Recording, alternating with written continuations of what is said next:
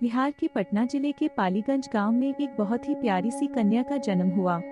कन्या अत्यंत सुंदर थी। उसके माता पिता अथवा रिश्तेदारों ने जन्म पर खुशियां मनाई। घर में उत्सव जैसा माहौल था। लेकिन कुछ रिश्तेदारों ने कन्या के जन्म की बात सुनी तो आलोचना करने लग गए।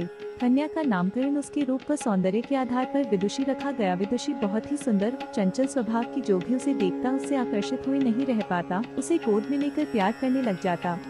उसके माता पिता उसे बहुत स्नेह करते थे अथवा उसे कलेजे से लगाए रखते थे। विदुषी अपने गांव घर में किलकारियां मारती हुई खेलती, डैश कूदती अथवा वात्सल्य रस लुटाती, तोतली बोली में अनेकों डैश अनेक गीत गुनगुनाती पलती डैश पढ़ती रही। समय के साथ वह बड़ी होने लगी। उसके माता पिता ने गांव के विद्यालय में ही दाखिला करवा दिया। वह पढ़ने लिखने में अव्वल थी, जो उसे कक्षा में और बच्चों से अलग करता था। वह जब केवल 8 वर्ष की हुई तभी उसके पिताजी का स्वर्गवास हो गया। फिर वह मानसिक रूप से परेशान रहने लगी, किंतु फिर भी वह पढ़ डैश लिखकर आगे बढ़ती रही। उसे बचपन से ही क्रिकेट, फुटबॉल व वॉलीबॉल आदि अनेक खेल खेलने का शौक था। वह अभ्यास करती थी, उसमें लगन था, जिसके कारण वह एक राष्ट्रीय खिलाड़ी भी बन गई।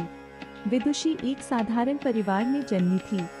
धन के अभाव से उसने हार नहीं मानी। उसने कॉलेज से लॉ, वकालत की परीक्षा भी पास कर ली। विदुषी की जिंदगी में एक मोड़ ऐसा आया कि जब वह एक परीक्षा देने के लिए ट्रेन से जा रही थी, रास्ते में असामाजिक तत्वों ने ट्रेन पर हमला कर दिया। विदुषी ने जब इसका पुरजोर विरोध किया तो डाकुओं ने उसे ट्रेन से नीचे धकेल दिया।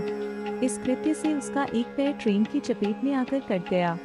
इसके बावजूद विदुषी ने हिम्मत नहीं हारी और निरंतर आगे बढ़ती रही। विदुषी अपने भाग्य के भरोसे न रहकर पूरे जीवन में मेहनत करती रही।